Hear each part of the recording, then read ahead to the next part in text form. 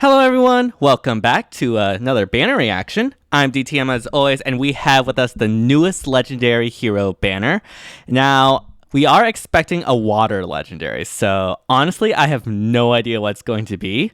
Honestly, if they pull out male Corrin with a Yato, I personally would be really pleased. It makes sense. Water legendary, red. Red is looking like it's going to be the color. It's either that or colorless, so yeah, it's probably one of the two. But yeah, nothing else to do but to get on with the reaction and analysis. As always, if you like the content, be sure to like, subscribe, hit the bell, all that jazz to help support the channel. Only takes 5 seconds to subscribe, but it truly does help this channel a lot.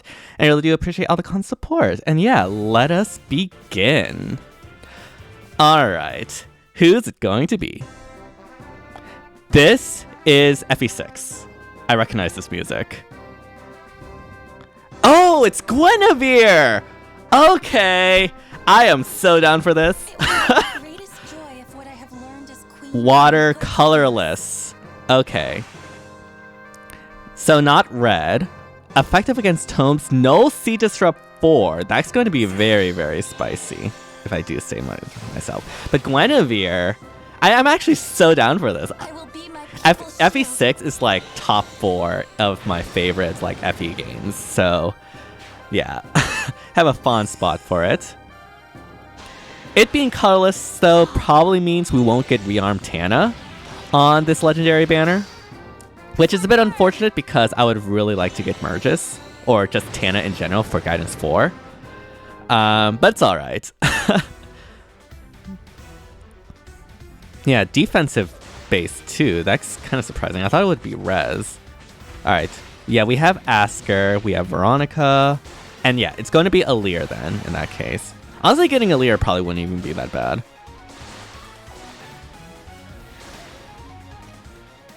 But yeah, Guinivere. Alright. Honestly, I'm so down for this. I like this so much. She looks so radiant too. Oh my goodness. And yeah, we have the Fae Pass Spark. Yeah. That art looks really good. Yeah, I really, really like this. Yeah, I did not expect Guinivere, to be honest. I expected, like, male Corrin, but I guess all the male Corrin fans... I mean, let's be real. Female Corrin is way better. No, don't at me. Yeah, I really like the attire of this a lot. The cape is interesting, but I guess it's cool. I like the crown, though. The crown's really nice. But yeah, let us go ahead and start with the skill analysis. We'll start with the preference weapon, Radiant Aureola. Okay, I cannot pronounce that. I apologize. Alright, let's see here. Accelerate special trigger cooldown count -1, effective against magic foes. If foe initiates combat or foe's HP is greater than or equal to 75% at start of combat, grants all stats +5 to unit, deals damage equal to 20% of units res, reduces damage from foes attack by 20% of units res, excluding AoEs. That is flat damage reduction right there. Interesting. Inflicts special cooldown charge -1 on foe per attack, so we have guard, and disables foe's effect that calculates damage using the lower of foe's defense or res. So disables adaptive damage. Interesting. Okay.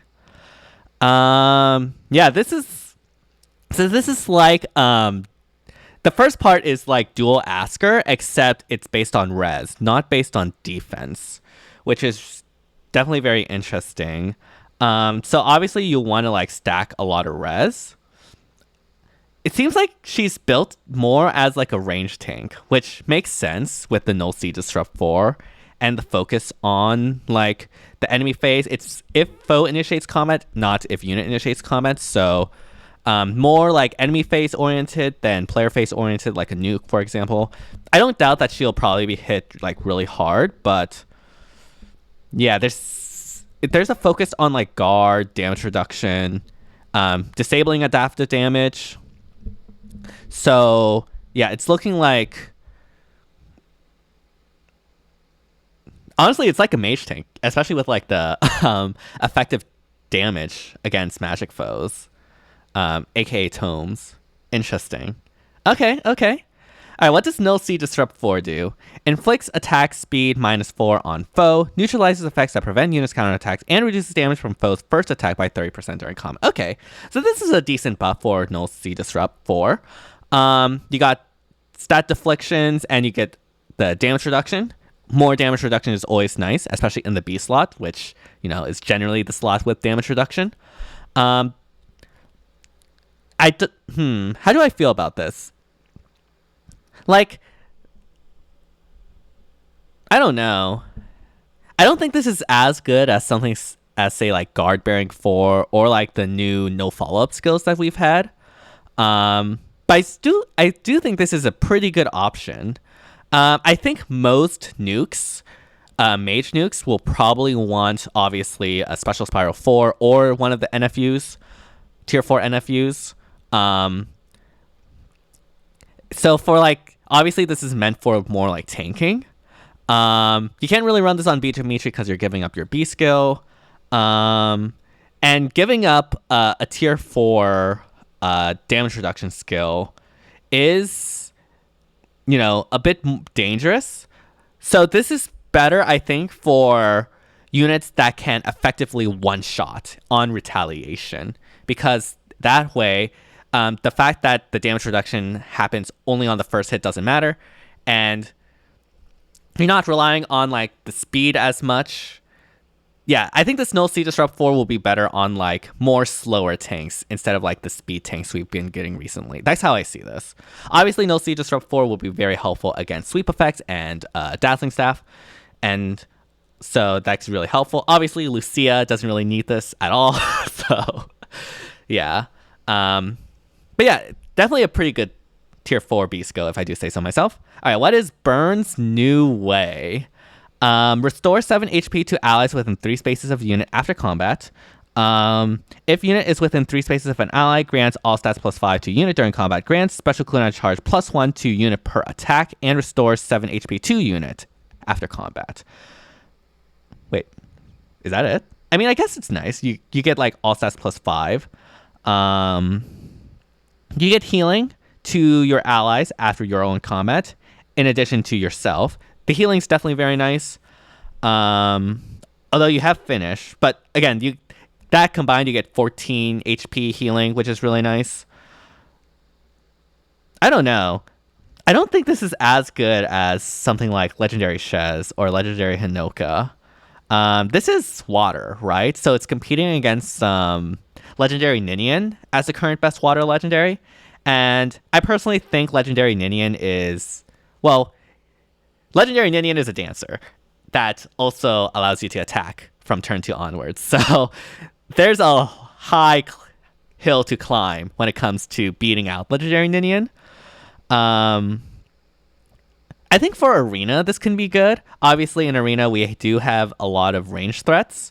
A lot of potent magic users like Dual Asker, for instance. Most of the, and like Legendary Robin. Obviously, there are a bunch of range threats that aren't mages, like Hinoka, Shez, Chrom, just to name a few. So, I don't know. It depends on how, I think, it confuses me because like you have speed res finish 4, so that probably means she's speedy, but that also means the stat you're probably sacking is defense. And as a range tank, like bows and daggers exist. Do we know her stats at all? Are they anywhere? Can we see them? Let me see.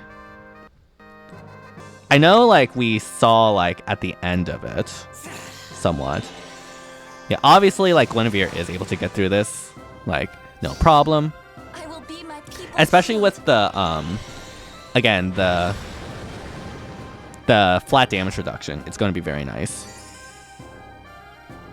Okay, we don't get stats. Thank you very much. I mean, regardless, like she doesn't double Thrasier here, so she's probably not that speedy. But she does double Thor, so that is something to keep in mind, I guess. Whoops.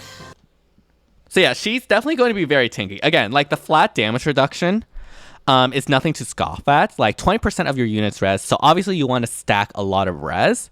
And if you get like, say, 40, maybe 50, if you get like 50 res, which should be relatively easy to do, what is that? Like, you reduce the foe's damage by 10 just flat out. That in combination with all of the other damage reduction effects from, well, it's mainly a Null C-Disrupt. That's the other one. But still, like, this is pretty good. I don't think it's as good as Asker, because obviously Asker is a dual unit, has the resonance and the cooldown support and all that sort of stuff. But I do think Guinevere is a pretty good unit, especially for Arena. I don't know how she'll do in Summoner's Duels. It'll depend on the matchups, I think, and whether or not she is able to consistently nuke. Like, okay, the thing that I see that might be a bit concerning is that there's no like follow-up effects. There's no guaranteed follow-up effects. There's no like not NFU type of effects, at least from what I can see. So that makes it very sus. Yeah. Huh. Yeah, because you really need some sort of like either follow-up effects or NFU type effects. Again, it will really depend on the stats and the matchups, and I don't think I see those here yet. So it's hard to make those like predictions right now. But yeah, overall, I do think, like, regardless what was shown, Guinevere will definitely be a very great unit, especially in Arena.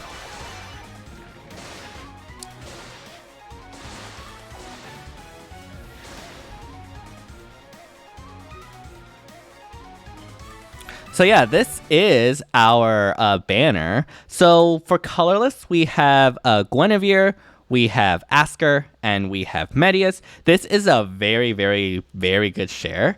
Asker is a light mythic, and more light mythic mergers is always really good. And Guinevere is definitely a capable water legendary. Getting more merges on her obviously helps complete that if you are lacking a water legendary core, and so that could be an option. And if you don't have one yet, this is obviously really good. That and Femortis, like, even though Femortis is a defensive mythic unit, like anima mythic unit, so you don't really gain merges from, or like gain progression by having more merges or copies of Femortis, but at least Femortis does give you Farsafe fodder, which is really, really nice.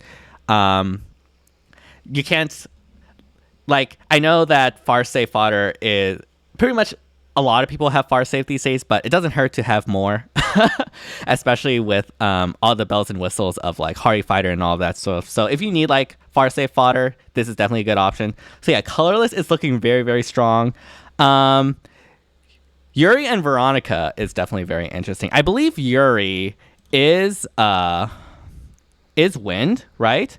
And so having two winds sharing is not that great, because as I mentioned, a lot of times for most people, they aren't going to be able to have more than one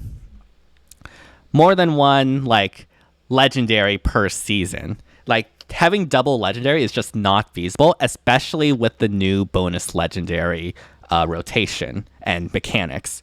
And so Red unfortunately suffers because of that. Now, don't get me wrong, both of these are extremely powerful units, and Alir is like actually a very, very standout like god sword with the charge support and having just ridiculous amounts of speed.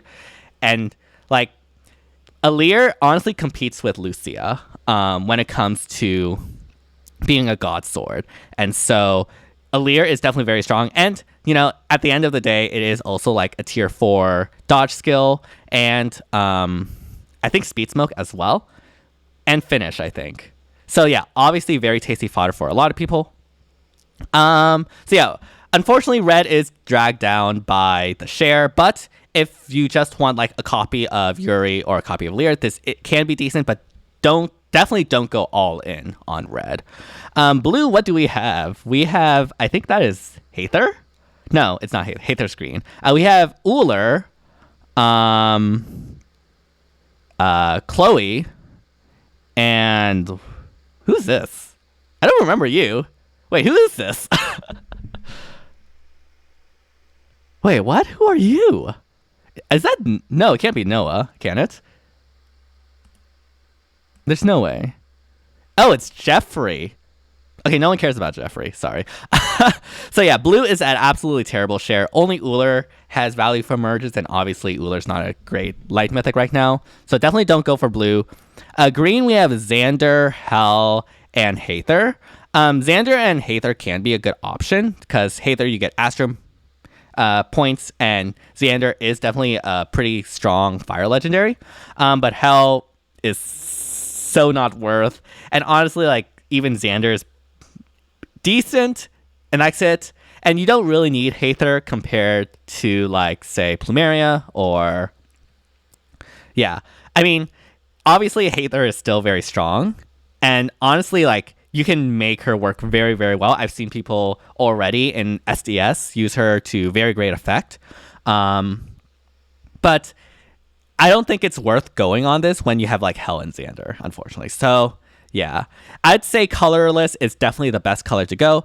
Followed by red, as long as you do not go all the way to try to plus 10 both win legendaries, because that is just not worth. It's only okay if you're aiming for like one copy of each, but even then, like, gacha can be gacha, so keep that in mind. It's not guaranteed. And then after that is green because of Haether and Xander. Not that great, but still, you know, decent. And then blue is just awful, like absolutely awful. Please don't go on blue. Yeah.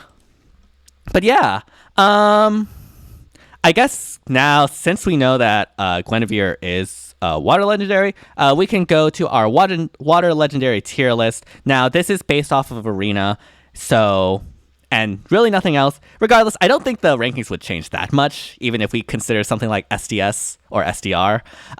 Ninian is obviously like super, super top tier. Honestly, Ninian probably deserves a spot all on her own on like S+. She's super, super good and definitely the best water legend. No questions about it. Next, I would actually have Legendary Chrom and Legendary Byleth, male Byleth, because Legendary Chrom in Arena specifically, not Future Vision, to change fate is so good in Arena. Obviously, it's good in every mode, but in Arena specifically, especially in a mode where there's so little mobility options and so little positionals, having any sort of positional skills is a godsend. Like, if you all saw my all Lucina Emblem versus Tier 21 Arena stream I did a while back, like, Future Vision, like, carried me so hard during that run. And to change fate does as well. So, yeah, Chrom is so good. Honestly, scores decently still, which honestly is kind of surprising, but not really, because to change fate is 500 SP for whatever reason. And obviously, Legendary Male Byleth, super powerful nuke, still one of the only mage nukes that can get through damage reduction without Special Spiral 4 with Sublime Heaven, so that is obviously really good, and it's just a super powerful nuke in general. And yeah, on A, we have Azura. Having a dancer in Arena is just always really, really good, and Legendary Azura is no exception to that. Very, very strong. It just grants so much flexibility and comfort. Legendary Dimitri and Sita I'd put next. Honestly, after Azura, the rest of these sort of fall off. Like, Legendary Dimitri is definitely a pretty good tank, but is starting to show his age a bit, and we're probably just waiting for the Remix and Refine to boost his viability, but even still, like, A, it's really good. So honestly, yeah, very strong. Sita here, I'd say, again, pretty good, not as good as the ones above. You don't really see her that often, and honestly, like, doesn't really provide that much support or mobility options. But like now with Guard Bearing 4 and Guidance 4, I forget which one is the preference. I think it's the B. So she can run Guidance 4, and that can actually like help with the mobility of the team really well. So in that sense, she has gained value a bit. But still, I definitely wouldn't say she's like S tier by any means. But still, very strong. In B, we have like Leaf and Erica. They function like Leaf is pretty cool with the Gale Force, and Erica does have a Kanto, but obviously have sort of fell off Arena. And then in C, we have Fjorm and Ryoma, which I don't think we need to talk about. So yeah, where does Guinevere place in? Honestly, I think she's in S tier. Maybe at the bottom of S tier, maybe at the top of A, but I do think she will be tanky enough to be able to, like, one, be an effective range tank in Arena. And in Arena right now, in the high tiers, it's all ranged units. So if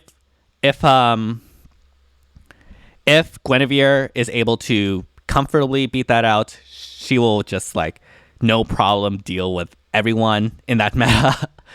And also, like, the healing support is nice. She gets a lot of healing. So yeah, with the damage reduction, again, flat damage reduction is nothing to scoff off. Like, we all see New Year's Asker, right? And sure, this is res based, but still, you're getting a lot of flat damage reduction in conjunction with the null damage reduction from that Null C. Now, the thing that's holding me back about this is, like, units with Deadeye, Lethality.